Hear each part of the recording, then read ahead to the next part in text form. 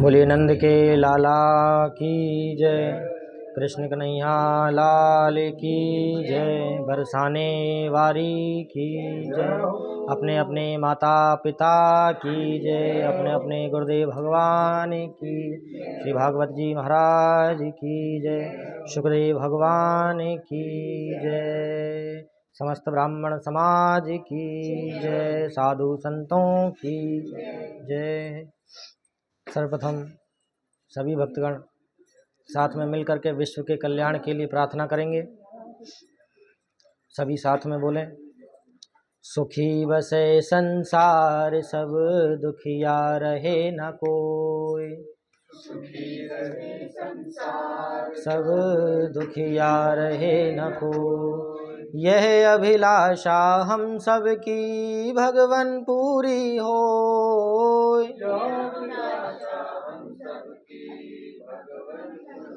होय, विद्या बुद्धि तेज बल सबके भीतर होय, विद्या बुद्धि तेज बल सबके भीतर होय, दूध पूत धन धान्य से वंचित रहे न कोय, धन धान्य से वंचित रहे न कोय, आपकी भक्ति प्रेम से मन होवे भरपूर, आपकी भक्ति प्रेम से मन होवे भरपूर, राग देश से चेत मेरा कोसो भागे दूर, राग देश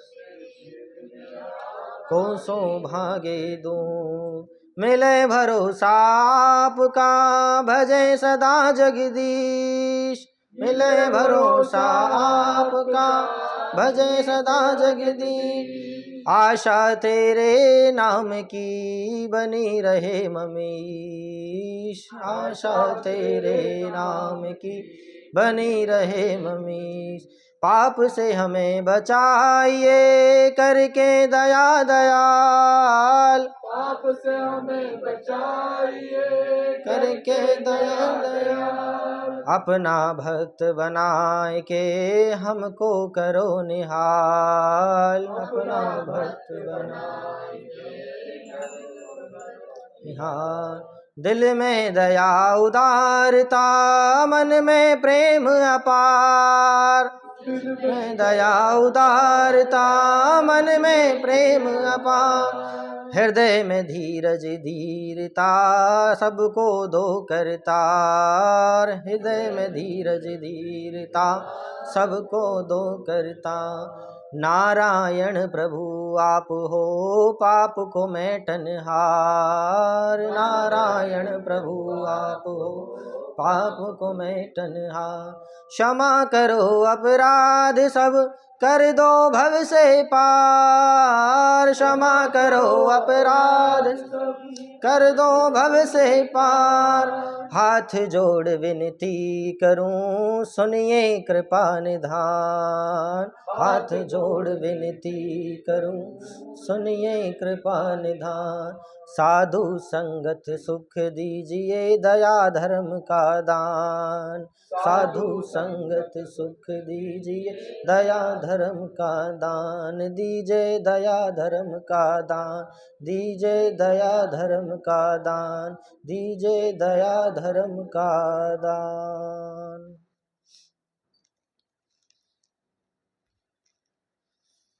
कोई भी शुभ कार्य होने से पहले सनातन धर्म के अंदर विश्व कल्याण के लिए प्रार्थना करना अति आवश्यक है। क्योंकि हमारे समाज के अंदर जो कलयुग का प्रभाव बढ़ता चला जा रहा है, तो आप और हम से मिलकर ही ये समाज बनता है। मनुष्य प्रजाति एक ऐसी है जो सबके कल्याण के लिए कामना करती है, तो ये कामना हर हृदय में होनी चाहिए। कभी किसी के हृदय में ये भावना ना आए कि हमारी वजह से किसी का अहित हो या हमारी वजह से किसी को कष्ट हो।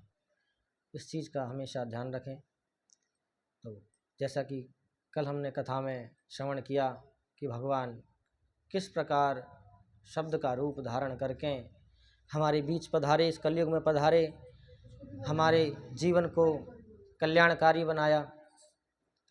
उसी लीला को आगे बढ़ाते हुए आज हम शब्द से आगे आत्मज्ञान की ओर बढ़ेंगे कि शब्दों के द्वारा आत्मज्ञान की प्राप्ति कैसे होती है। मनुष्य अपने कर्मों के अनुसार अपने जीवन में बदलाव कैसे लाता है। जैसा हम शब्द का प्रयोग करते हैं वैसे ही हमारे कर्म बनते हैं और कर्म के अनुसार हमें फल की प्राप्ति होती है। उसी चीज़ को ध्यान में रखते हुए, उसी शब्द को ध्यान में रखते हुए, उसी लीला को ध्यान में रखते हुए भगवान कहने लगे, सूत जी कहने लगे कि पूर्व काल के अंदर एक ब्राह्मण थे जिनका नाम था आत्मदेव। आत्मदेव ब्राह्मण कुल में थे और उनका स्वभाव बहुत ही सरल और सज्जन थे।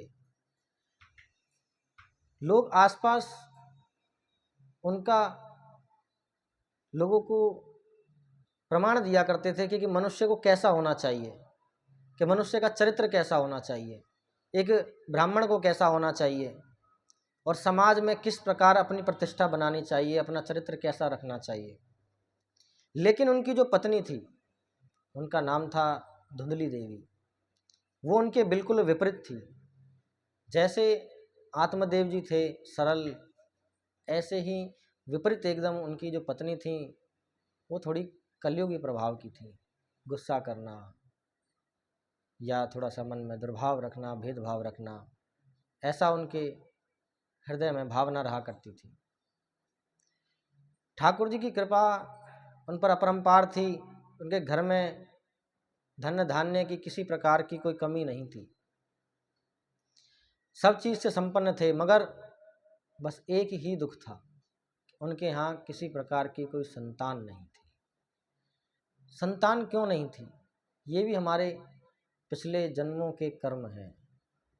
ये हमारे पूर्व जन्म के कर्म ही घूम करके आगे आ जाते हैं। सब कुछ सर्वगुण संपन्न होने के पश्चात निसंतान होना, वो भी एक ब्राह्मण के लिए ये बहुत बड़ी बात है। फिर निसंतान तो थे ही थे, इतना ज़्यादा प्रभाव था कर्मों का, कलयुग का, कि उनके यहाँ तुलसी वो जब लगाया करते थे तो तुलसी भी हरी नहीं हुआ करती थी। उन्होंने गौ सेवा अपने घर में ले रखी थी, तो जो गौ थी उनके भी कोई वंश आगे नहीं बढ़ा। ये कर्मों का प्रभाव होता है कि सोचो, जब एक साधु संत ब्राह्मण कर्मों के जाल से नहीं बच पाए तो आप और हम कैसे बचेंगे। इसलिए शब्दों को नियंत्रण रखें, कर्मों को नियंत्रण रखें और अपने जीवन पर, अपनी भावनाओं पर नियंत्रण रख करके भक्ति की ओर जब आगे बढ़ोगे तो जीवन बहुत ही सरल व्यतीत होगा। इतना मुश्किल नहीं है जीवन जीना जितना आप और हम समझते हैं। जितना हम अपने जीवन को कठिन बना रखा है इतना कठिन है नहीं जीवन। अब दोनों ही ब्राह्मण और ब्राह्मणी बड़े परेशान। लोग अगल बगल के पड़ोसी ताना मारा करते थे कि तुम तो बाँझ हो, तुम्हारे यहाँ गौवंश भी नहीं चलता है। तरह तरह की बातें लोग करने लगे। जब ताने सुन सुन करके वे परेशान हो गए तो एक दिन आत्मदेव जी जंगल की ओर चल दिए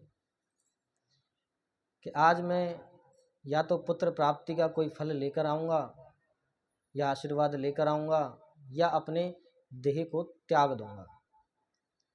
मन में संकल्प लेकर के और वह जंगल की ओर चल दिए। जब जंगल की ओर चले तो कुछ दूरी पर चलकर देखो, जब हमारी भावना अच्छी होती है, हमारे कर्म अच्छे होते हैं तो कहीं ना कहीं भगवान हमारी मदद करने के लिए आ ही जाते हैं। किसी ना किसी रूप में भगवान स्वयं आते हैं, अपने पार्षद को भेजें या किसी ना किसी व्यक्ति को भेज देते हैं। तो जीवन से परेशान होकर के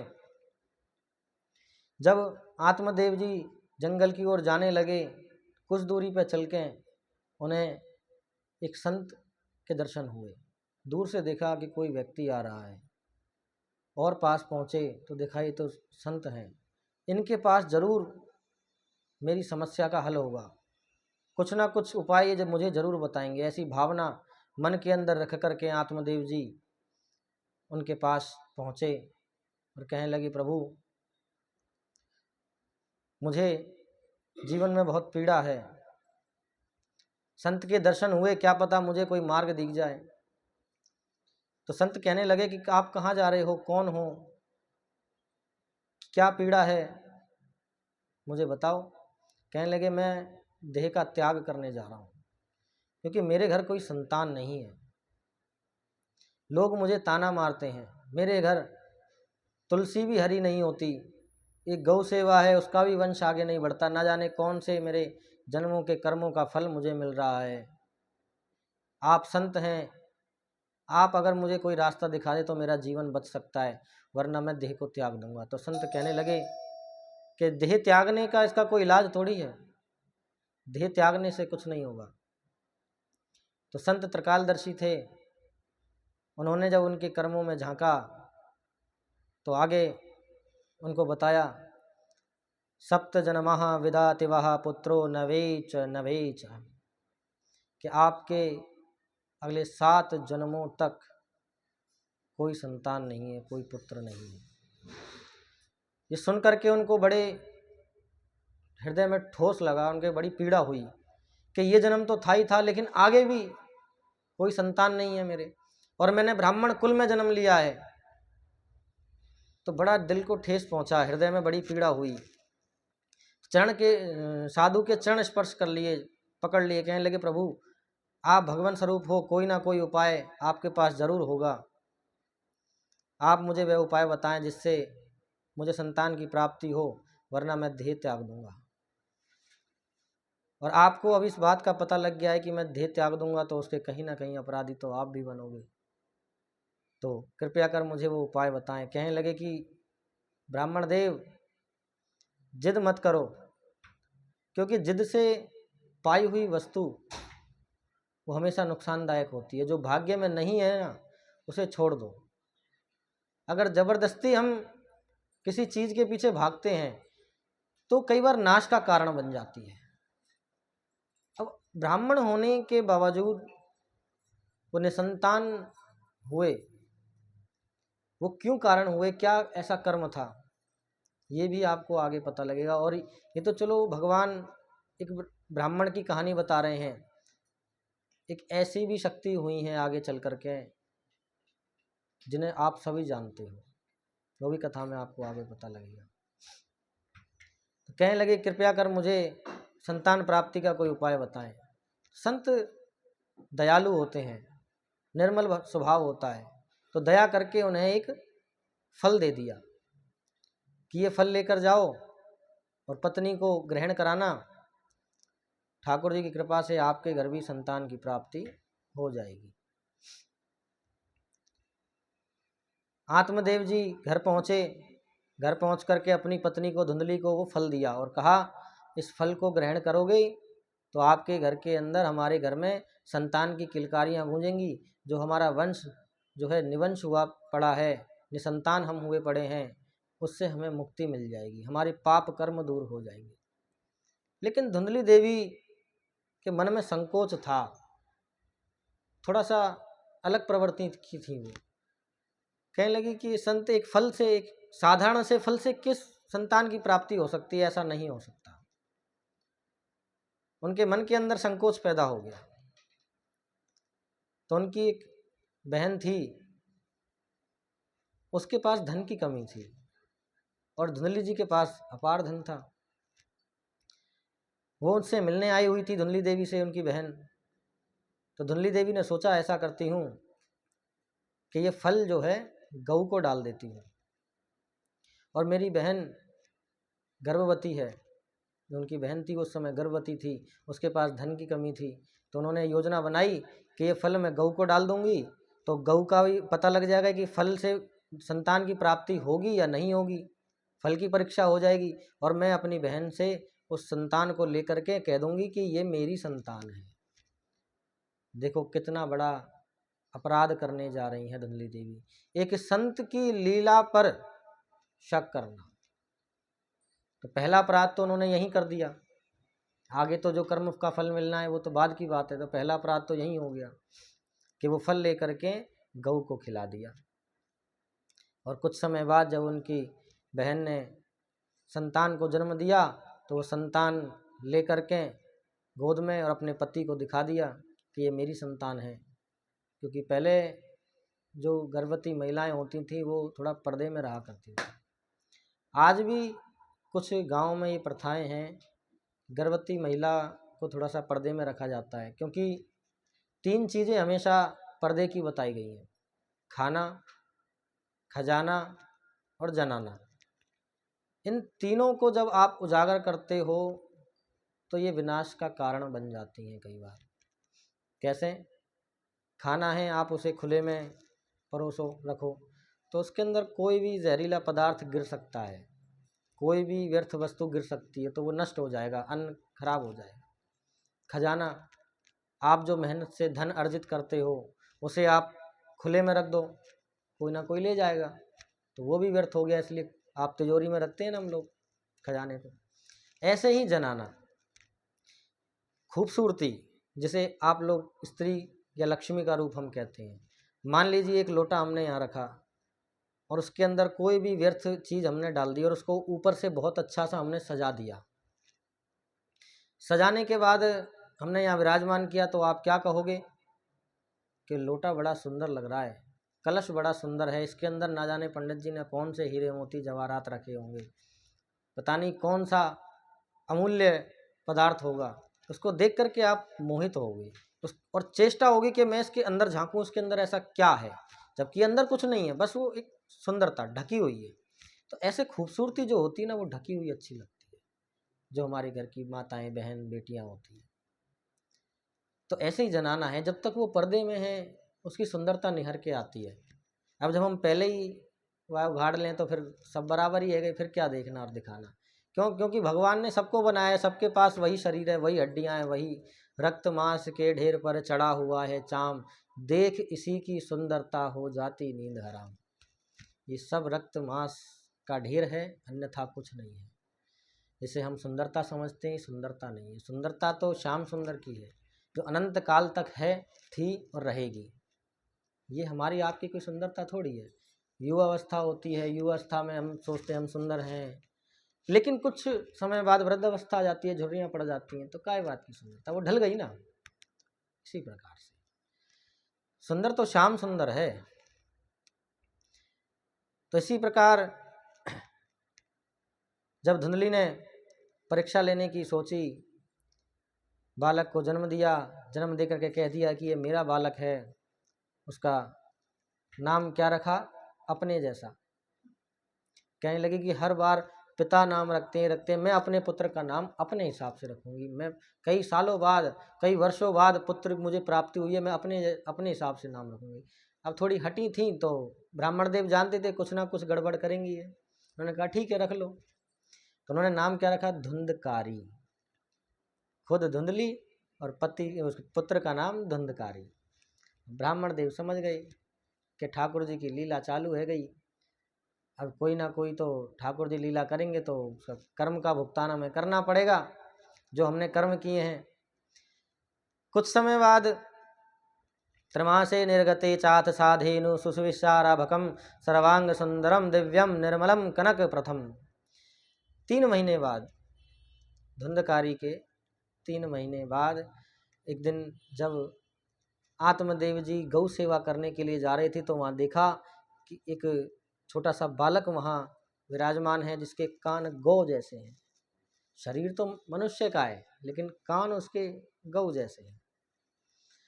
तो अब उन्होंने देखा कि ये तो गाय ने बच्चे को जन्म दिया है। वो सारी लीला तुरंत समझ गए कि ये तो धुंधली ने अच्छा नहीं किया, पर अब क्या कर सकते हैं, जो हो गया सो हो गया, उसको बदलाव तो नहीं कर सकते।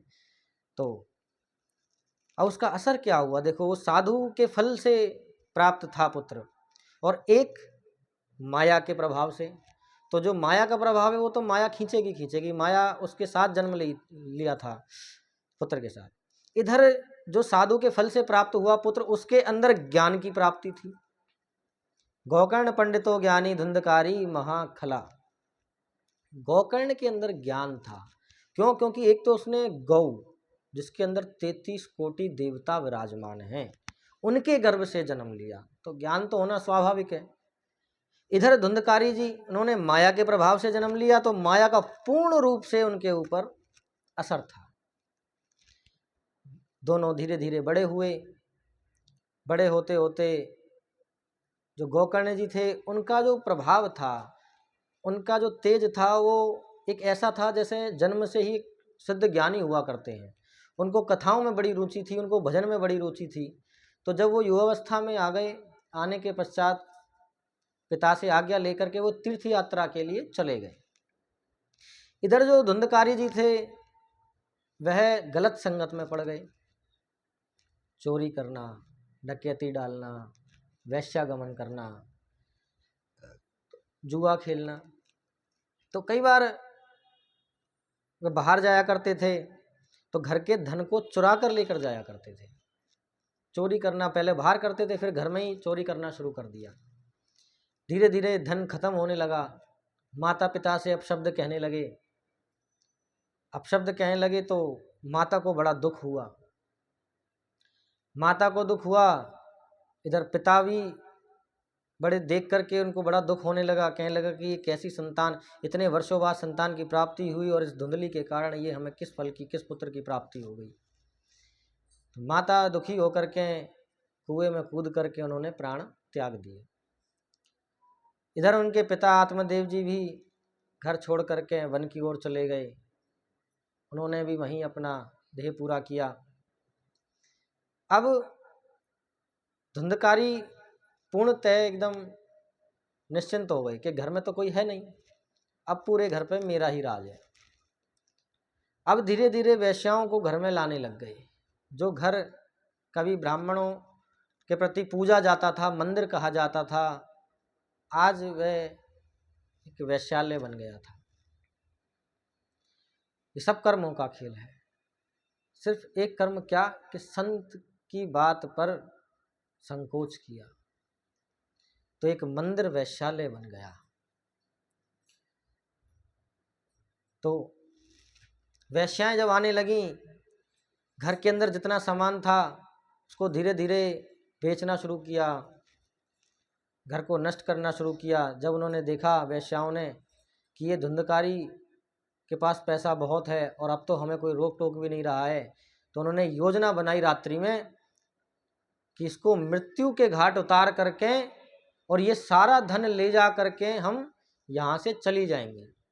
रात्रि के अंदर उन्होंने ये सारी योजना बना करके और इसे पूर्ण कर दिया।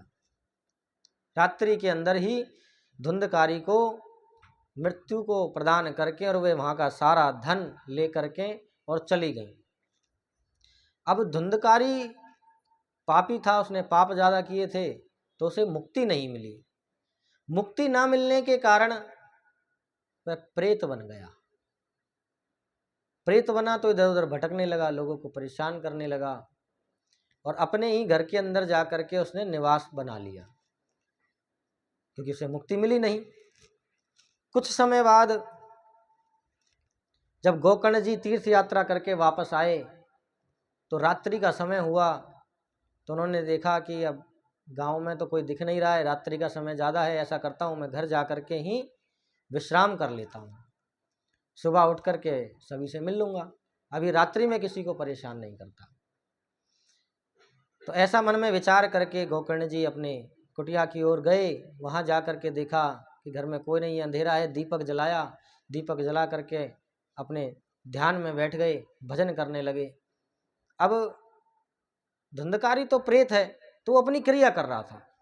प्रेत की क्या क्रिया होती है? भजन में बाधा डालना, कि व्यक्ति कोई भजन नहीं करे, ये प्रेत की खासियत है। उन्होंने देखा कि ये भजन कर रहे हैं, वो अपने भाई को पहचान गए, संकेत देने लगे, डराने लगे, कभी कोई सामान गिरा दें, कभी कोई सामान गिरा दें, ऐसा करने लगे। तो गोकर्ण जी समझ गए कि जरूर यहाँ कोई ना कोई प्रेत है। उन्होंने कमंडल में से गंगा जल निकाला, जल निकाल करके पढ़ करके उन्होंने चारों तरफ गंगा जल छिड़क दिया।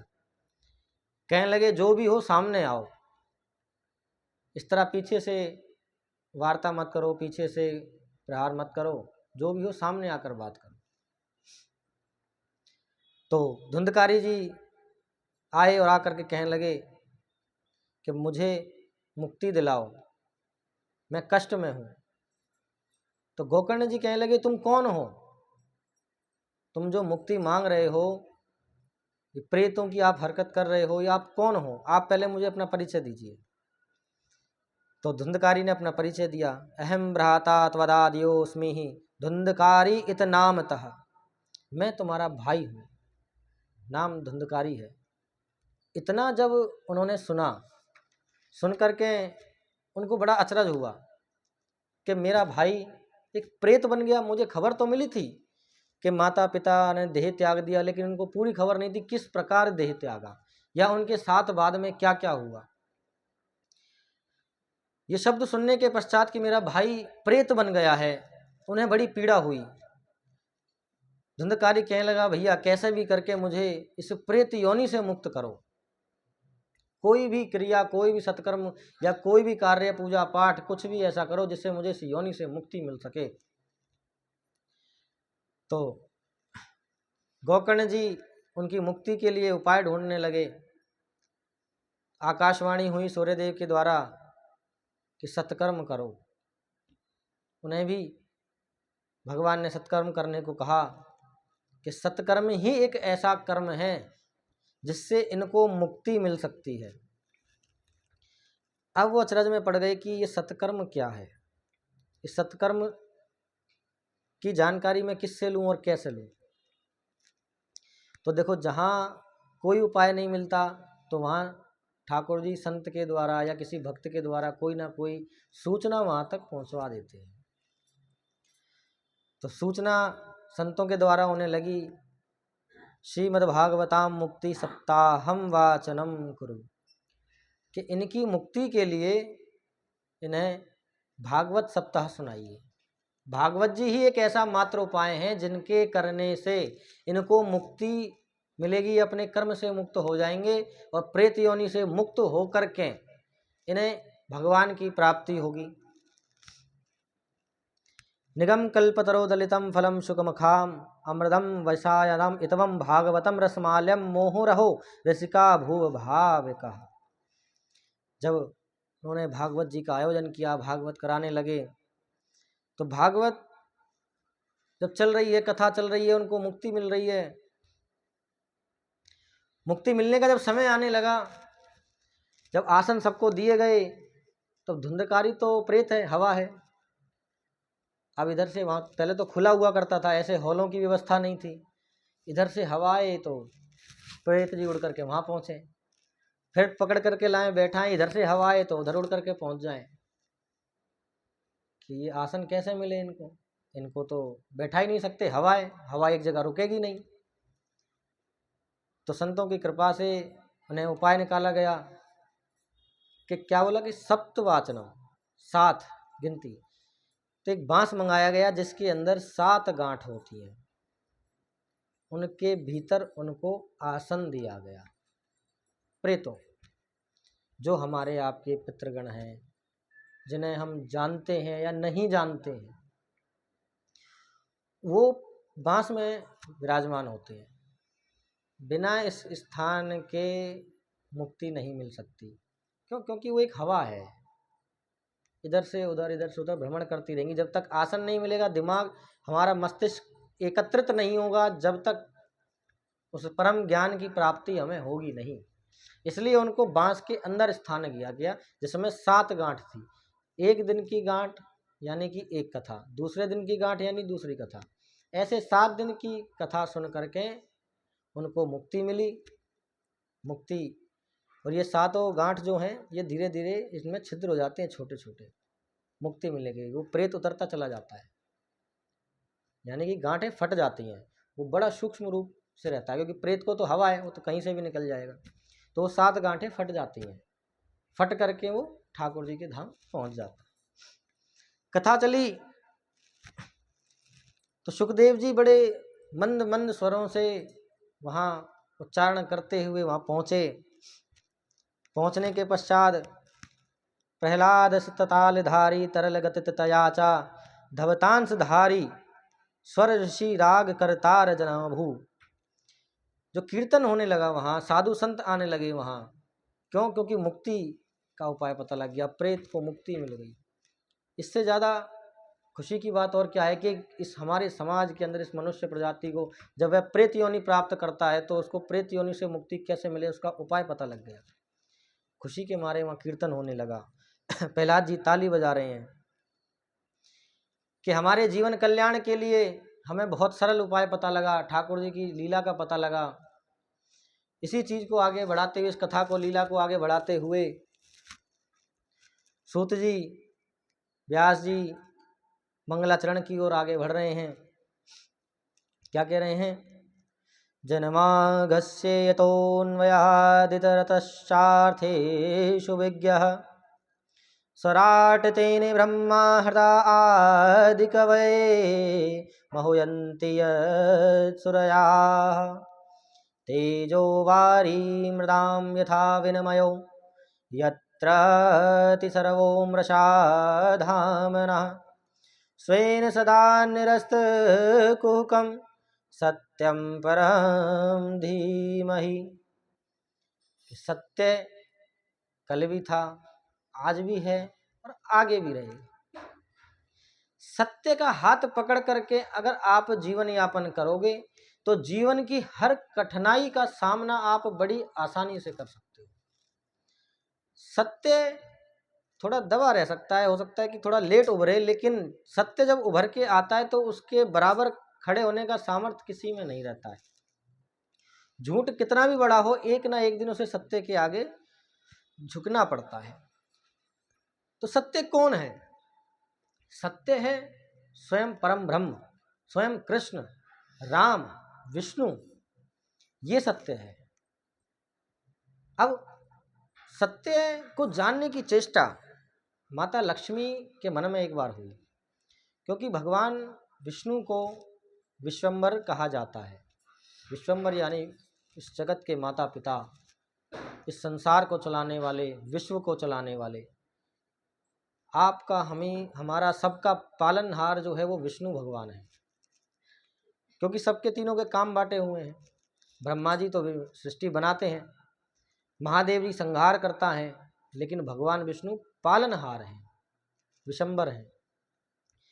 तो माता लक्ष्मी कहने लगी कि प्रभु आपको भक्तगण विश्वंभर कहते हैं, क्यों कहते हैं, क्या कारण है? कोई प्रमाण ऐसा कि आपको विश्वंभर, आप ही को ये पद क्यों मिला? तो लक्ष्मी जी ने कहा ऐसा है कि आप इस जगत के पालनहार हो, विश्वंभर नाम दिया है तो ऐसा करती हूँ, एक डिबिया ली छोटी सी और उसमें चींटी को बैठा दिया और कहने लगी मैं इस डिबिया को बंद कर रही हूँ, इसके अंदर कुछ नहीं है, और अगर आप विश्वंभर हो, सिद्ध कर सकते हो, तो इसके अंदर आप इस चींटी को अन्न पहुंचा कर दिखाओ, क्योंकि डिबिया बंद है, उसके अंदर किसी प्रकार से कोई वस्तु या रास्ता नहीं है जाने का। तो इस डिबिया के अंदर अगर आप उस चींटी को अन्न पहुंचा दो तो मैं भी मान जाऊंगी कि आप विश्वंभर हो। भगवान ने कहा ठीक है। तो वो डिबिया उठा करके एक स्थान पर अलग रख दी। एक दो दिन जब बीत गए, बीतने के पश्चात वह डिबिया उठा करके जब देखा कि अब तो चींटी समाप्त हो गई होगी, भोजन उसे मिला नहीं है, तो प्रभु आज तो आप झूठे कहलाओगे कि डिबिया बंद है, उस तक अन्न पहुंचेगा नहीं। कहने लगे देवी जी एक बार खोल के तो देखो, पालनहार ऐसे नहीं कहा जाता है, एक बार डिबिया खोलो। जैसे ही लक्ष्मी जी ने डिबिया खोली तो चींटी चावल का दाना ग्रहण कर रही थी, उसको थोड़ा थोड़ा खा रही थी। तो लक्ष्मी जी देख करके अचरज में पड़ गई कि ये एक ऐसा स्थान है जहाँ पर कोई भी माया का प्रभाव नहीं आता है, कोई भी शक्ति काम नहीं करेगी। इसके अंदर ये चावल का दाना कैसे पहुँचा? ना कोई उसमें छेद है, ना कोई रास्ता है, ना डिबिया किसी ने खोली है, तो इसमें चावल का दाना कैसे पहुँच गया? तो भगवान विष्णु कहने लगे पहले ये बताओ कि आप माने या नहीं माने कि मैं विश्वम्भर हूँ? कि हाँ प्रभु मैं मान गई, लेकिन मुझे इस लीला का कारण मन के अंदर अब चेष्टा हो गई कि कैसे पहुंचा। अब वो चीज़ तो भूल गए कि इनका नाम विशंबर, अब मुझे ये बताओ कि इसके अंदर चावल कैसे पहुंचा। कहने लगे लक्ष्मी जी, देवी जी, जब आपने चींटी को उसके अंदर विराजमान किया और जब आप ढक्कन लगा रही थी तो आप ही के मस्तिष्क पर, इस तिलक पर जो चावल का दाना लगा हुआ था वो मैंने माया के प्रभाव से उसी समय उसके अंदर डाल दिया था, ढक्कन बंद होने से पहले। आपने ढक्कन उठाया, इतनी देर में उसके अंदर चावल चला गया और आपने ढक्कन लगा दिया। आप माया हो, लेकिन मैं मायापति हूं, माया मेरे अधीन है। जो व्यक्ति या जो मनुष्य मंदिरों में हम जाते हैं, उससे आराधना करते हैं, मांगते हैं कि ये काम धंधा मिल जाए या ये धन मिल जाए या ये चीज़ मिल जाए, हम उससे माया मांगते हैं, लेकिन ये भूल जाते हैं कि वो मायापति है। अगर हम माया मांगेंगे, धन मांगेंगे तो मायापति दूर हो जाएगा, और अगर हम मायापति को मांग लेंगे तो माया अपने आप आ जाएगी, धन अपने आप आ जाएगा, सभी सुविधाएं अपने आप आ जाएंगी। क्यों?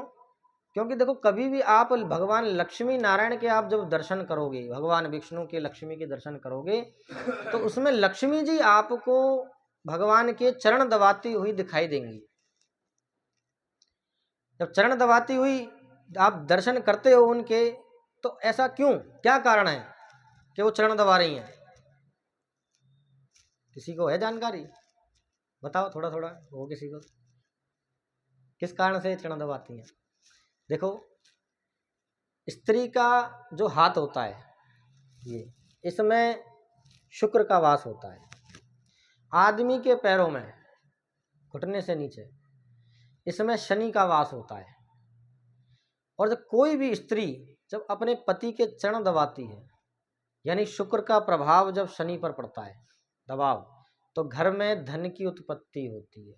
जिस घर के अंदर चाहे 2 मिनट सही, कोई टाइमिंग नहीं दे रहा हूँ कि 10 मिनट, 1 घंटा, आधा घंटा, चाहे 2 मिनट सही, जो स्त्री चरण दबाती है अपनी पत्नी के, उसके घर के अंदर कभी भी धन धान्य की कमी नहीं होगी। इसलिए लक्ष्मी जी हमेशा भगवान विष्णु के चरण दबाती हैं, इसीलिए वो लक्ष्मी कहलाती हैं, क्योंकि वो चरण दबा रही हैं। वो चरण दबा रही हैं इसलिए धन की लक्ष्मी है, ध्यान रखना। धन की लक्ष्मी होने के कारण चरण नहीं दबा रही हैं, दोनों में भेद है। तो जो स्त्री अपनी पति सेवा करती है, उसके घर में कभी धन की कमी नहीं होती है। हमारी माताएं बहनों को तो इतना बड़ा सौभाग्य प्राप्त हुआ है कि विश्व के सभी तीर्थ आप करोगे, विश्व के सभी तीर्थ करने के पश्चात, उसका प्रसाद एकत्रित करने के पश्चात, उसको खाने से जो फल मिलता है, एकाध तीर्थ नहीं, विश्व के सभी तीर्थ, प्रसाद ग्रहण करने से जो फल मिलता है, वही फल पति का छोड़ा हुआ छोटा सा भोजन खाने से वही फल मिल जाता है। ये स्त्रियों के लिए, आपकी भाषा में कहें तो, बहुत बड़ा बेनिफिट है। तो देवियों को तो कहीं जाने की जरूरत ही नहीं है।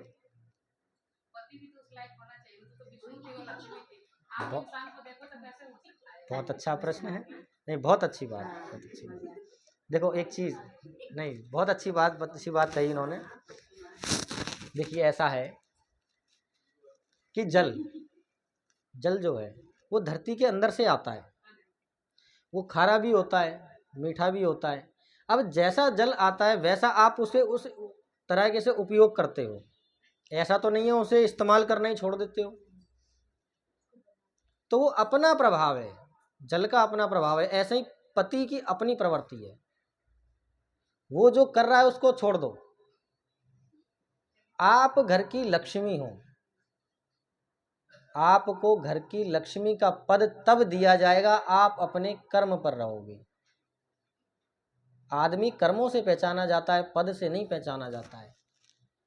पद तो कोई भी कैसे भी पा लेगा, आजकल तो ऐसा कि माया का प्रभाव ज़्यादा है तो पैसे देकर के पद पा लेते हैं, लेकिन आदमी का कर्म, उसका चरित्र कभी नहीं झुटलाया जा सकता, वो मृत्यु के बाद तक अटल सत्य रहता है। चलो, हम तो लक्ष्मी अपने घर की साफ सफाई कर रहे हैं, सब चीज कर रहे हैं, लेकिन आदमी ना भजन करता, ना कीर्तन करता, और वो शराब पी जाएगा तो उसके हम पैर दबाएंगे? तो ये भी तो कर्मों का फल है। नहीं, बिल्कुल अच्छी बात है। अगर वो पीकर आ रहा है, अगर वो, नहीं सुनो, मदिरा पान कर रहा है, तो वो क्यों हुआ, इस चीज पर भी तो गौर करो। वो ऐसा क्यों हुआ?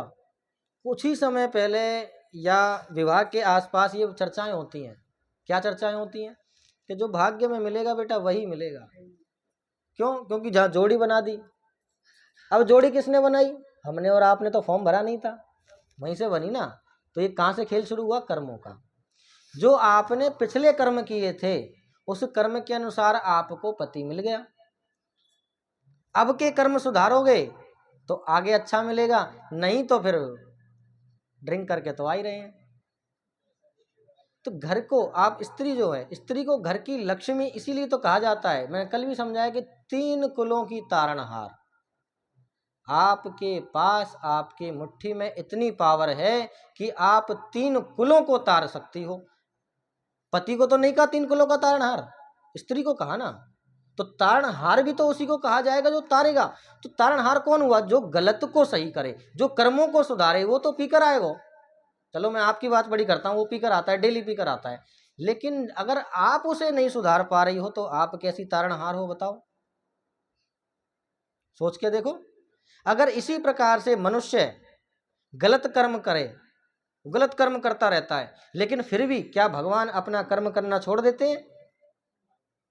अगर वही गलत व्यक्ति सारी चीजें छोड़ करके एक बार प्रभु को हाथ जोड़ करके प्रणाम करके मंदिर में प्रवेश करता है तो क्या भगवान उसको मंदिर से निकाल देते हैं? वो उसे अपनाते हैं। ऐसे ही वो अगर गलत कर्मों पर चल रहा है तो पत्नी का धर्म बनता है, स्त्री का धर्म बनता है कि उसको सुधारे। आज नहीं सुधरेगा, अगली कल सुधरेगा, अंतिम समय तक सुधरेगा। कर्मों का फल नहीं, कर्मों का भुगतान तो करना पड़ेगा। बिना कर्मों का भुगतान किए आप इस जीवन से छुटकारा नहीं पा सकते। क्यों? क्योंकि अभी कुछ जगह हमने देखा, एक जगह माताएं थीं तो चप्पलें पहनी हुई थी घरों में उन्होंने। तो हमने उनसे कहा, मैंने कहा माता जी ये आप घर में चप्पल पहन के घूम रही हो इधर से उधर। कहने लगे पंडित जी नहीं, ये ना ये चप्पल अलग है, ये घर की चप्पल है, ये बाहर नहीं जाती हैं, इसी एरिया में रहती हैं। ओहो। मैंने कहा माता जी मैं आपको एक छोटा सा उपहार देना चाहता हूँ। कि क्या हो पंडित जी? मैंने कहा मैं आपको सोने की पायल देना चाहता हूँ, लेकिन शर्त ये कि आप उसे कानों में पहनोगे या गले में धारण करोगे। अरे पंडित जी ऐसे कैसे? ये तो पायल है तो पैरों में पहनी जाएगी। मैंने कहा सोने लगा कर दे रहा हूँ, कहो तो हीरे लगा के दे दूँ, चाहे मुझे सब बेचना पड़े पर तुम्हें हीरे लगा करके दूंगा, लेकिन शर्त ये तुम पहनोगी गले में। पंडित जी ऐसा तो नहीं हो सकता। तो मैंने कहा जब बताओ ऐसा नहीं हो सकता, जब पैर की चीज़ आप गले में नहीं पहन सकते तो चप्पल भी तो चप्पल नहीं है, वो हमें घर की और बाहर की क्या करेगी? अगर सड़क पे कोई जा रहा है और आप उसको ये चप्पल फेंक के मार दो तो ये थोड़ी कह दोगे कि ये मेरे घर की चप्पल है, तुझे नहीं लगेगी या तेरा अपमान नहीं होगा? तो चप्पल चप्पल ही रहेगी भैया। तो ऐसे ही कर्म कर्म रहेंगे, लक्ष्मी लक्ष्मी रहेगी। जो कर्म है, जो आप पीछे कर चुके हो उसका भुगतान आपको करना पड़ेगा। दुर्भाव मत निकालो। हमेशा हमारे समाज ने, इस सनातन धर्म ने स्त्री को ही आगे रखा है। गौरी शंकर, राधा कृष्ण, सीताराम क्यों रखा है? इसीलिए तो रखा है कि वो घर परिवार को बांध कर रख सके, जो गलत कर रहा है उसको सुधार सके। यही एक कारण है। तो आप मन में कभी ये विचार ना करें पति को लेकर के या किसी व्यक्ति को, घर परिवार के व्यक्ति को लेकर के, ये इसके मन में दुर्विचार है या इसके कर्म खराब हैं तो हम इसको त्याग दें या उसके पति को दुर्भाव रखें। नहीं, आप पूजनीय हो, माताएं बहनें हमारी पूजनीय हैं, लक्ष्मी स्वरूप हैं। आपके हृदय में तो ये बात कभी नहीं आनी चाहिए। आपके हृदय में तो हमेशा एक दया भाव, एक करुणा भाव रहना चाहिए कि मुझे अपने परिवार के अंदर जो गलत चल रहा है उसको सुधारना है, कैसे भी सुधारना, चाहे मेरा जीवन बीत जाए उसको सुधारने में। आपके हृदय में हमेशा ये रहना चाहिए। क्यों? क्योंकि आप करुणा में भजन से, इस सत्कर्म से जो आप बैठ करके सुन रहे हो, इसी से प्रभाव बढ़ेगा, इसी से आपको शक्ति प्रदान होगी। ये सत्कर्म, पूजा पाठ, साधु संगत सुख दीजिए, दीजिए दया धर्म का दान। इसीलिए तो है कि संगति से जुड़ करके आपके पास ऑटोमेटिक शक्ति आ जाएगी। ये संगत इसीलिए बनाई जाती है, जैसी संगत वैसी रंगत। वो दुर्गंधी का संगत कर रहे हैं तो वो दुर्विचार उनके मन में आ रहे, आप अच्छी संगत कर रहे हो तो आपके अंदर अच्छे विचार है, तो आप उनकी संगत, आप घर जाके उनकी संगत करोगे परिवार की, तो आप उनको सुधार सकते हो। ऐसे संगत का प्रभाव पड़ता है। तो आप इस चीज़ को दिमाग से निकाल लो और इतना जरूर ध्यान में रखो कि ये कर्म है, किसी कारणवश कोई कर्म हमसे हुआ होगा जो ये आज ये कर्ज चुकाने आए हैं, इस चीज़ को ध्यान रखो। और कर्मों का फल सबको मिलता है, वो गलत कर रहे हैं तो उनको मिलेगा, आप करोगे तो आपको मिलेगा। कल को मान लीजिए देह त्याग कर हम ठाकुर जी के समक्ष जाते हैं, ठाकुर जी के सामने, अब ये सोच के देखिए, आप इस लीला को अपने जीवन में जिएगा। मान लीजिए आपके सामने ठाकुर जी खड़े हुए हैं और आप उनसे कह रहे हो, ठाकुर जी आपने मुझे पति ऐसा क्यों दिया, बदतमीजी करते हैं, गाली गलौज जो भी करते हैं, आपने ऐसा क्यों दिया।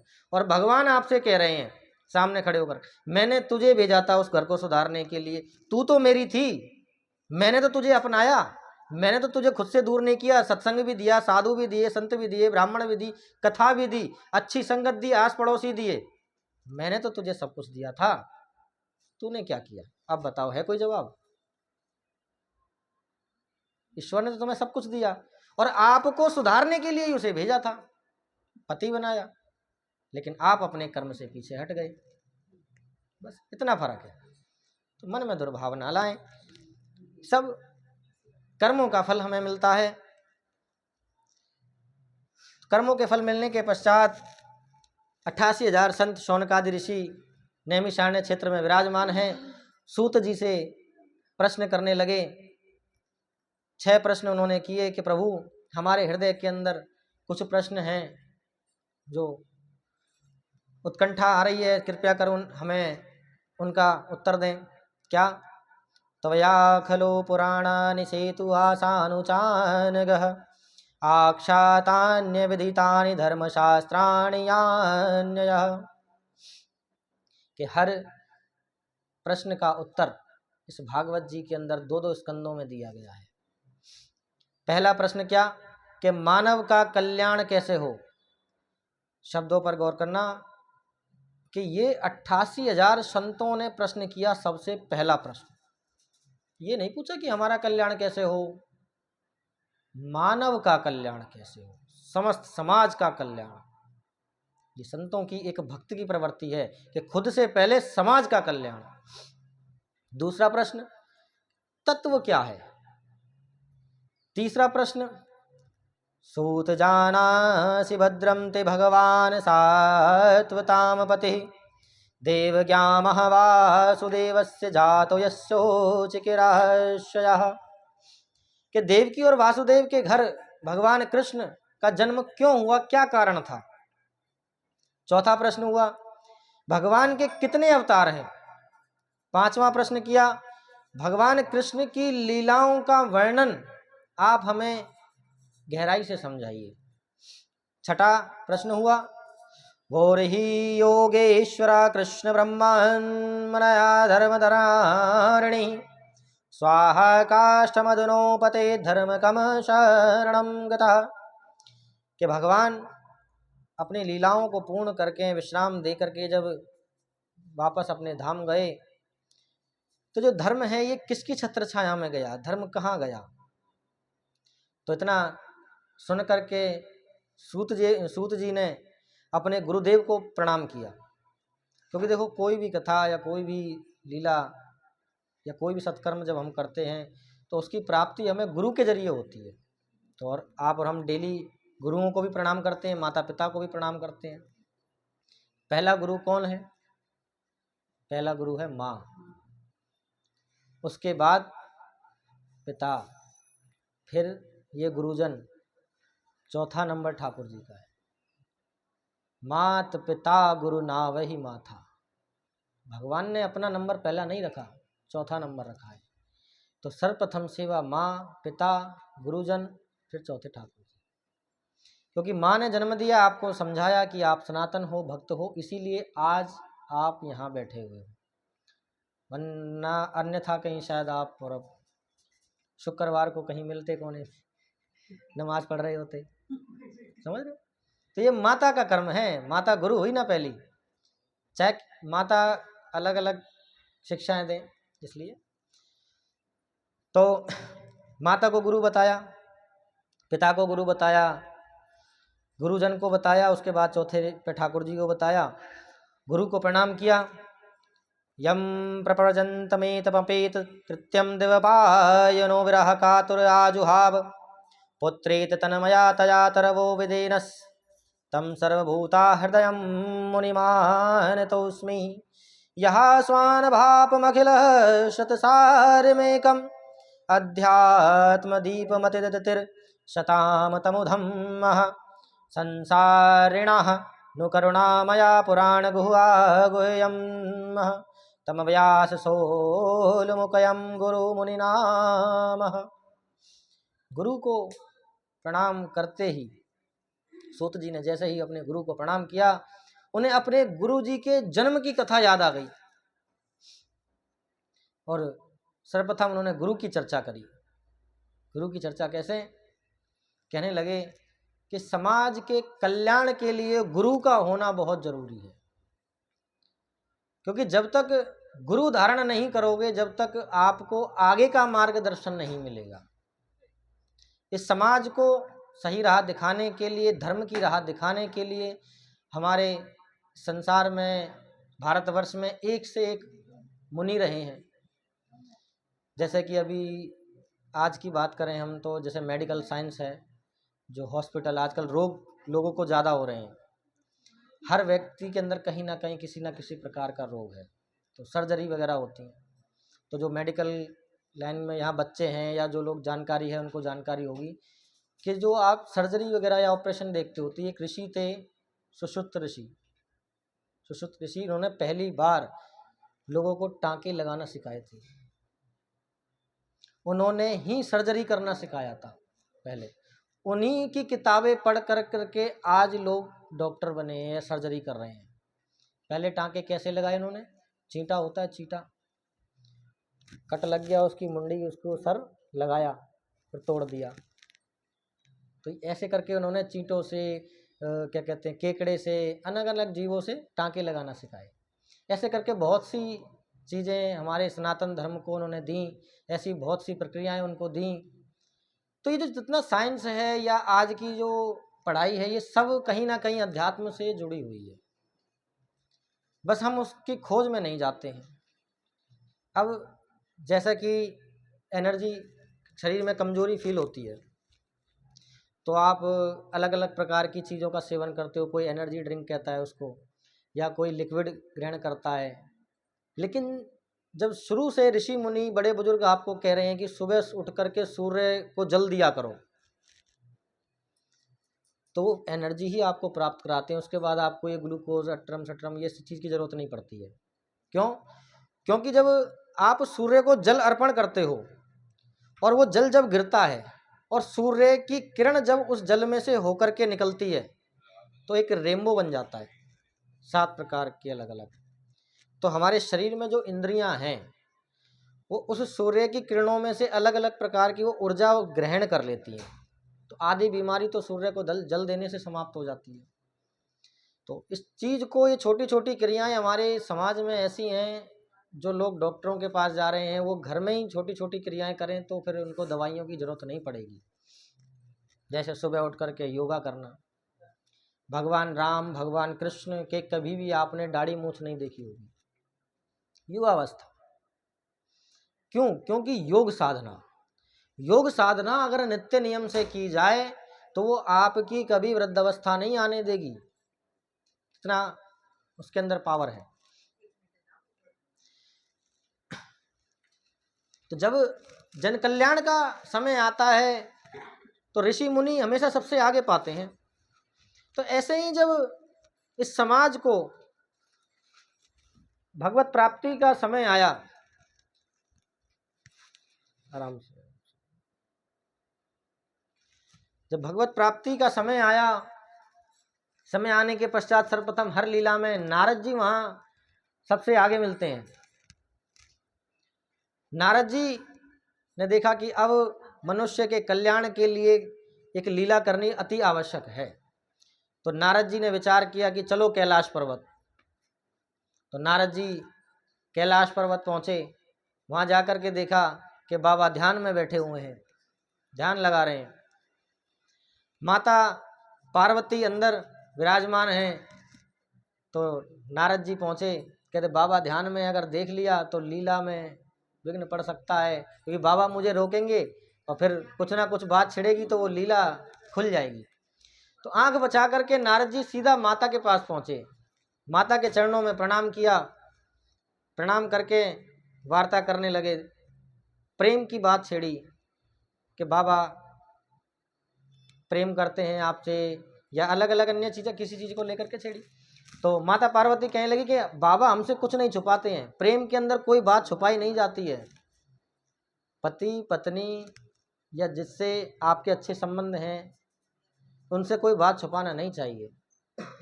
तो ऐसे जब उन्होंने बात छेड़ी तो माता पार्वती कहने लगी कि बाबा भी हमसे कोई बात नहीं छुपाते, वो हमसे अनंत प्रेम करते हैं। कहने लगे अनंत प्रेम करते हैं कि हाँ। तो नारद जी कहने लगे अच्छा माता ऐसा बताओ कि बाबा के गले में जो मुंडमाला है वो किसकी है। उनको पता था कि उन्होंने बीज डाल दिया कि यहाँ कलेश होगा, कि नारद जी एक ऐसे तत्व हैं जहाँ शांति हो वहाँ शांति, और जहाँ शांति हो वहाँ शांति 1 मिनट में करवा देते हैं। अब उनको जन कल्याण के लिए लीला करनी थी, तो उन्होंने कहा कि अगर बाबा प्रेम करते हैं आपसे तो बताओ कि उनके गले में किसकी मुंडमाला है, क्योंकि आप तो एक ही हो, आप तो यहाँ खड़ी हो। और इतनी प्रेम से उस मुंडमाला को धारण करके रखते हैं कि कभी अपने से अलग ही नहीं करते। वो किसके मुंड है, किसकी गर्दन है, किसकी खोपड़ियाँ है, वो आपको कोई बताया। अब माता अचरज में पड़ गई कि बाबा बात तो सही कह रहे हैं, अब कलेश होना निश्चित है। नारद जी समझ गए कि अगर आपसे प्रेम करते तो ये जरूर बताते, मतलब नहीं बताया तो बात खत्म। तो माता पार्वती ने फिर थोड़ा सा दिमाग से काम लिया, थोड़ा सा क्रोध भी आया। तो क्रोध आने कहने लगी कि वो जो मुंडमाला है वो मुझे थोड़ा थोड़ा याद है कि शायद वो मेरी ही है। कहने लगी ऐसा कि शायद वो मेरी है। अब नारद जी कहने लगे अब तो पक्का कंफर्म कि आपसे प्रेम ही नहीं करते। कि क्यों नहीं करते, कि अगर वो आप ही की मुंडमाला है तो आप ही क्यों मरती हो, वो तो मरते ही नहीं आज तक, आप ही को क्यों मरना पड़ता है, ऐसी कौन सी जड़ी बूटी खा रखी है उन्होंने।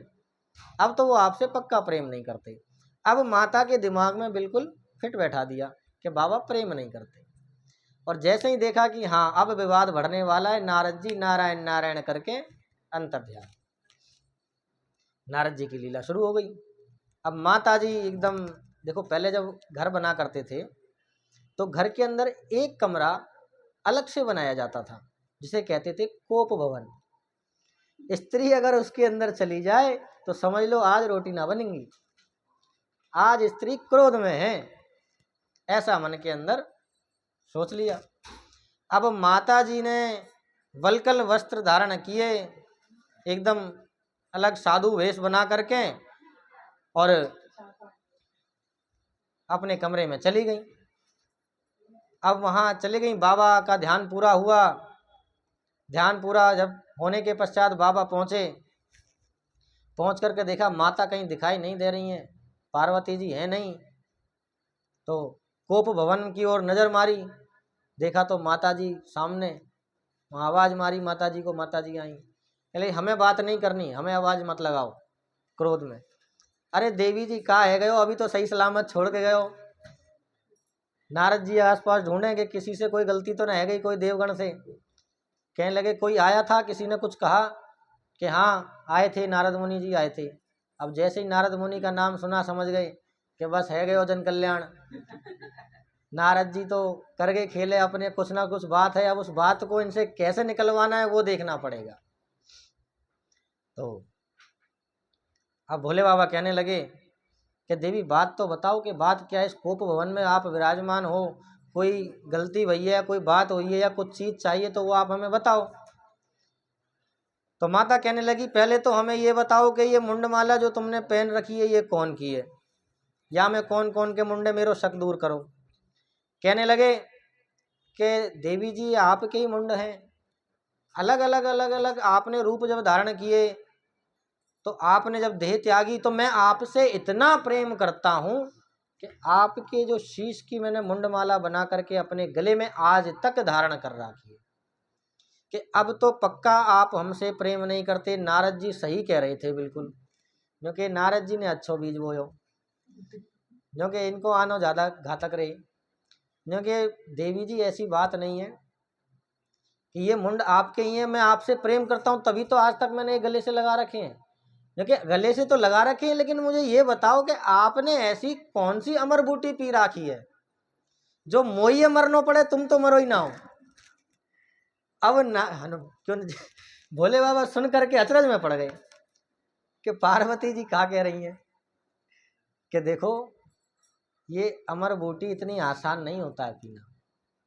इसको पीने के लिए हमें खुद के ऊपर संयम रखना पड़ता है, क्योंकि हर किसी को नहीं सुनाई जाती है ये। तो कहने लगे कि देखो देवी जी, हट मत करो, क्योंकि हट हमेशा नुकसानदायक होती है। तो कहने लगी कि देखो आज अगर तुम वह बूटी मुझे दोगे तो मैं या कोप भवन से बाहर आऊंगी, ना तो मैं ना आ रही, अपनी भांग खुद ही घोट ली हो। तुम जानो, तुम्हारे गण जाने, मुँह कोई लेनो देनो ना है, मैं तो यही कोप भवन में बैठी हूँ। अब जब माता हट करने लगी तो बाबा कहने लगे कि ठीक है देवी जी, मैं आपको अमर कथा सुना दूंगा कि मैंने वो अमर कथा का रसपान किया है जिससे मैं अमर हूँ, लेकिन इस अमर कथा को आप किसी और को नहीं सुनाओगी। कहने लगी ठीक है।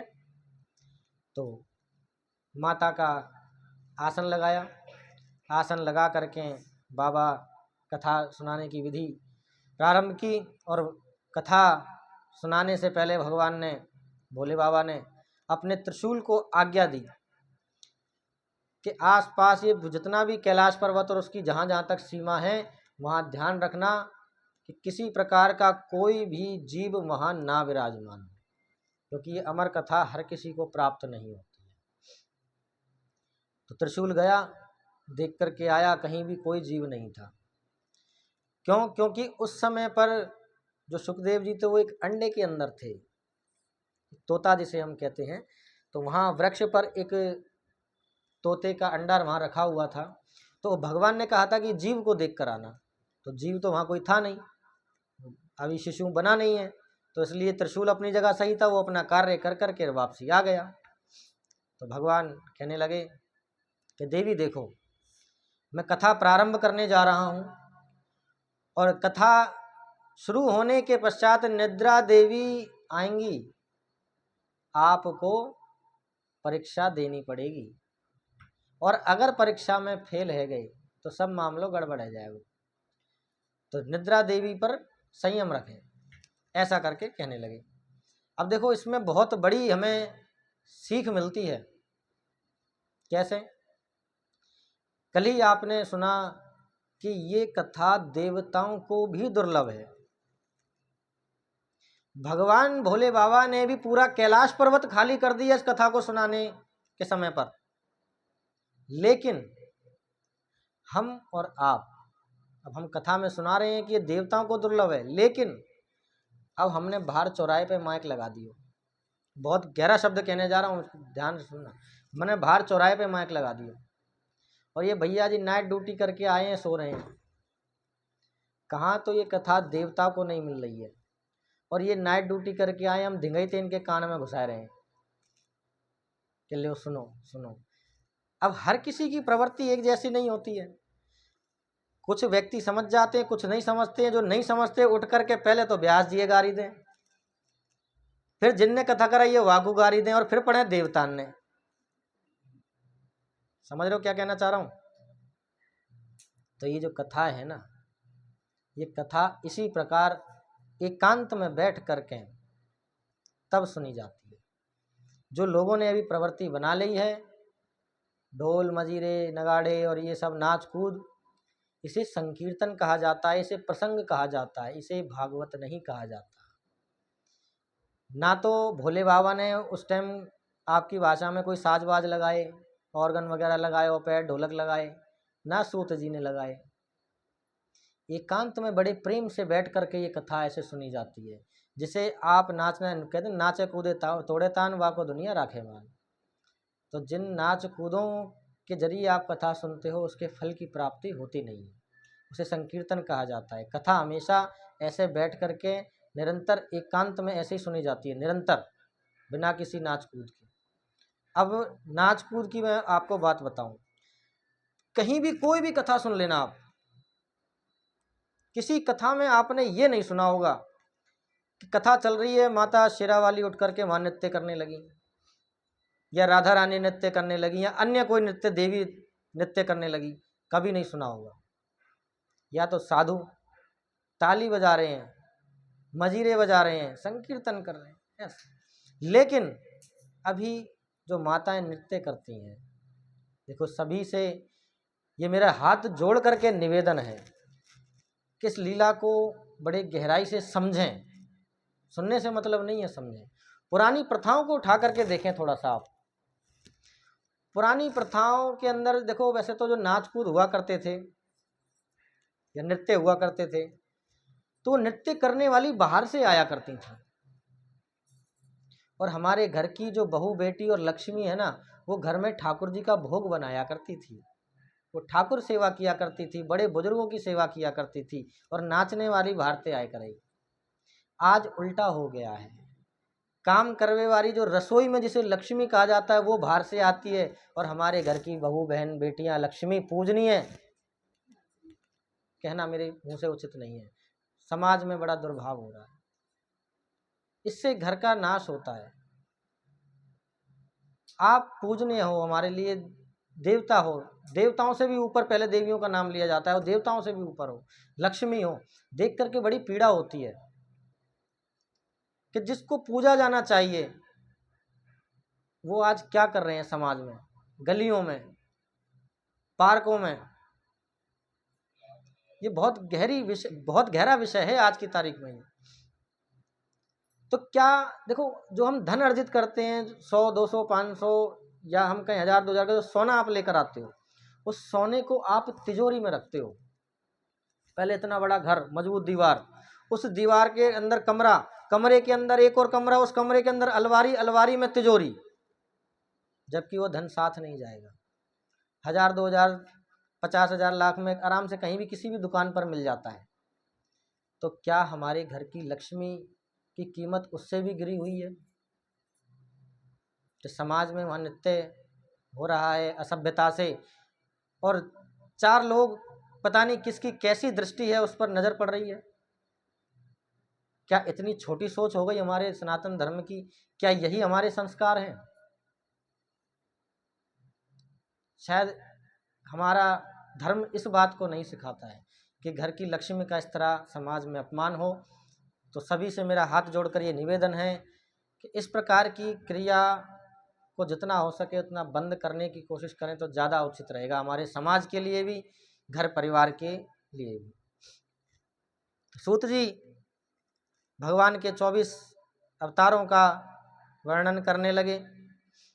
पहला अवतार बताया सनक सनंदन सनातन सनत कुमार, फिर दूसरा नारद अवतार, तीसरा वाहरा अवतार, चौथा नर नारायण अवतार, पांचवा कपिल मुनि जी, कपिल देव जी, छठा दत्तात्रेय जी, सातवें यज्ञ भगवान, आठवें ऋषभ देव जी, नौवें पृथु जी, 10वें मत्स्य जी, 11वें कुर्म अवतार, 12वें हुए धन्वंतरी जी, और 13वें हुए मोहिनी अवतार, चौथे हुए नरसिंह अवतार, 15वें हुए वामन अवतार, 16वें हुए परशुराम जी, 17वें हुए वेदव्यास जी, 18वें हुए स्वयं भगवान राम, 9वें हुए बलराम जी, 20वें हुए भगवान कृष्ण, 21वें में भगवान ने हरगी अवतार रखा, 22वें हंस अवतार, 23वें बुद्ध, और 24वें अब होगा कल की अवतार।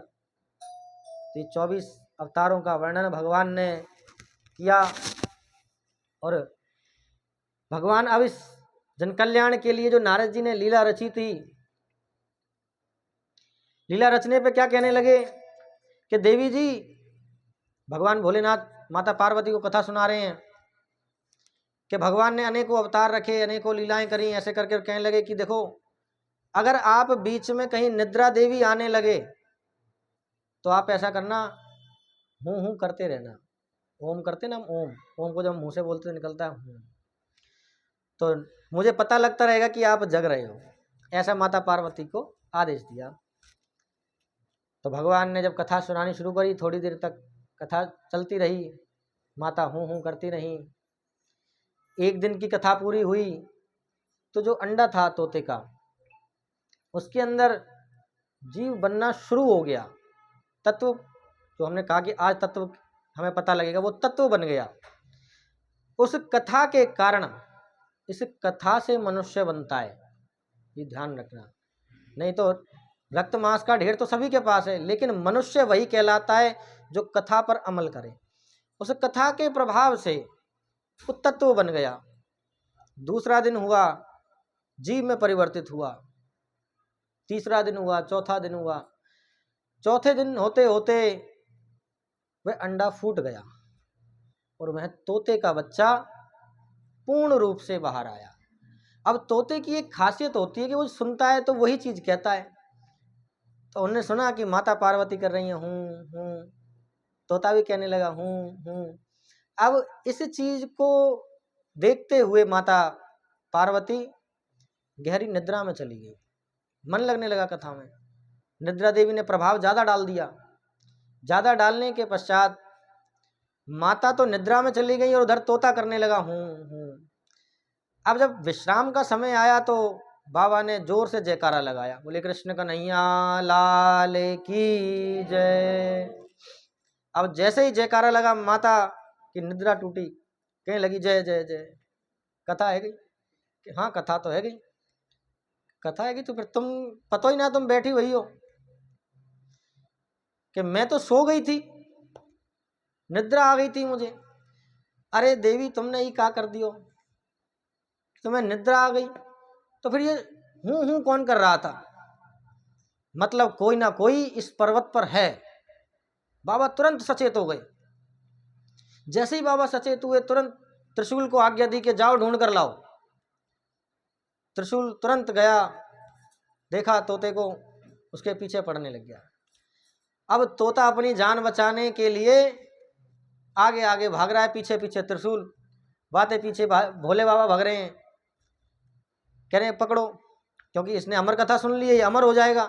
ये संसार के विधान के विरुद्ध है। तोते को पकड़ने के लिए भागने लगे। अब थोड़ी दूर जाकर के भगवान वेदव्यास जी का आश्रम बना हुआ था। वहां उनकी पत्नी विटका देवी वो कार्य में लग रही थी।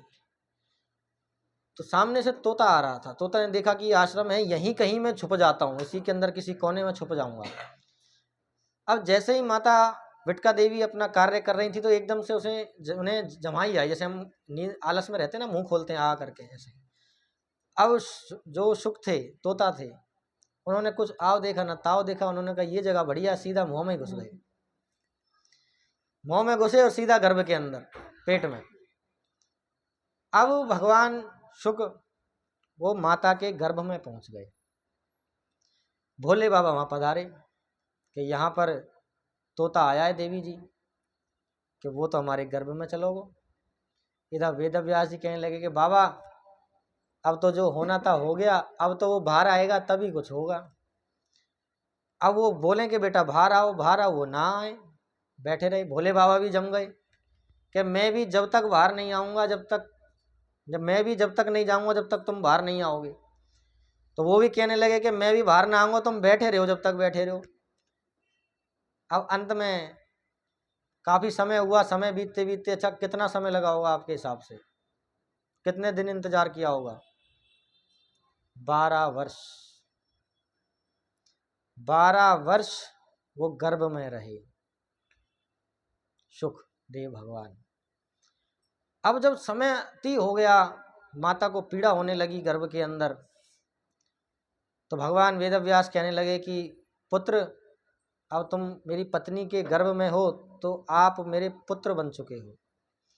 तो कहने लगे कि पुत्र आपकी माता को पीड़ा हो रही है, क्योंकि 12 वर्ष का समय बहुत बड़ा होता है, इसलिए कृपया कर आप बाहर आ जाएं, जन्म लें।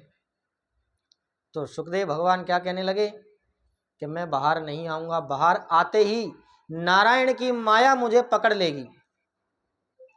अगर नारायण की माया मुझ पर प्रभाव ना डाले तभी मैं बाहर आऊं। तो कहने लगे कि अब इसका प्रमाण मैं आपको कैसे दूं कि स्वयं नारायण आकर के मुझे वचन दें कि मुझ पर प्रभाव नहीं डालेंगी तो मैं किसी प्रकार का तो मैं बाहर आ जाऊंगा, ऐसा कहने लगे। तो भगवान नारायण स्वयं आए और कहने लगे कि मैं मेरी माया आपके ऊपर किसी प्रकार का कोई